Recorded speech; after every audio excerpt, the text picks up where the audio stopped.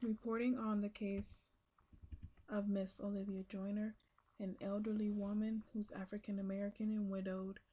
Her age is undetermined at the point of our initial contact. She was found at the Greyhound bus station, confused and alarmed. And for the diagnosis from our initial contact and initial interview, I listed Alzheimer's and dementia again because of her wandering and her amnesia and disorientation. Not amnesia, but disorientation. Um, with a little more information, it's found out that she is 93 years old.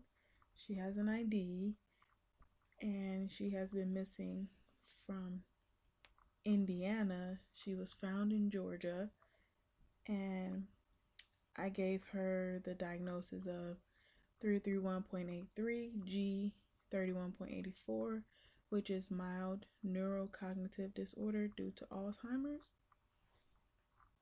which was the diagnosis I would give Olivia Joyner at this point. And other than contacting a family member, are there any other resources I would want to involve at this point? Since she was found alone, I will contact nursing homes, assisted living centers, because she seems to need round the clock care with someone watching her because she has been away from her home or the place she's been living for at least 6 days. At this point, we don't know if she's eaten or not. Is she on medication? She doesn't have any with her. And also contact the local hospital from the state she was missing from, because they may have information on if she has a medical condition or anything of that nature.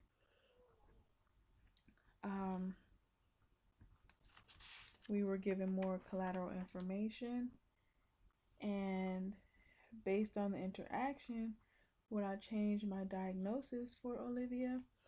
Which is question 4, and yes. Because of the information we received from the daughter-in-law, this, her wandering and her loss of memory and her disorientation is something new. This isn't anything the daughter-in-law has encountered with Miss Joyner before. So she may have, with this information from her daughter-in-law, she may have fallen and hit her head or something of that sort, or possibly a blood clot or a brain bleed or anything. I don't know.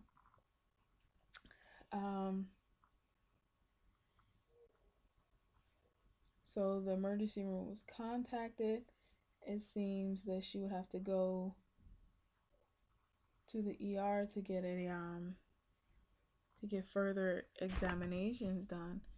And my final diagnosis for Olivia would be 907 with ICD-9 code. Then following that code would be 294.11 with major neurocognitive disorder due to TBI. And the ICD-10 code of S062X9S following F0291. Because of her disorientation, loss of confusion, post-traumatic stress amnesia, and wandering, which is moderately severe for the other diagnosis. The psychosocial, and cultural factors I listed were Z59.4, lack of adequate food or safe drinking water, because she was out wandering for 6 days, and it's unclear how much money she had or if she was given food or drink or whatever, what her physical status is now, because she was missing and she was away for so long in her disorientation. I also listed the Z code of 91.83, wandering associated with the mental disorder with the neurocognitive disorder due to a TBI, which could be the fall or her hitting her head on something and falling asleep, which caused her to miss her stop, and how she ended up in a different area, confused and disoriented.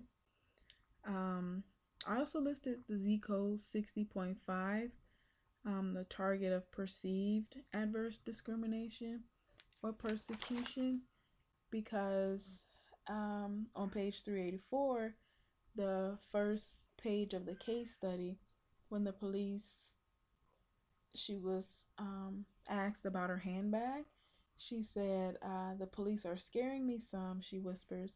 You can't be too careful, you know. White people can be real mean. I don't think she, I don't think he needs to stay if he's bothering you. That's what the counselor went on to say. So I listed that last Z code because there's she perceives some adverse discrimination, maybe, and she says because white people can be mean, maybe that's happened to her in her past. So that's the code. That's why I listed that code. So there may not be any real racism that she experienced, but she's 93 years old. So there may be some significance to her statement saying that white people can be mean. Yeah. So all in all, even even with the report from the hospital when she did get seen there, it says she may have a blood clot or something going on in her head. So I will stand by my diagnosis with major neurocognitive disorder 294.11 due to TBI. Thank you, and until next time.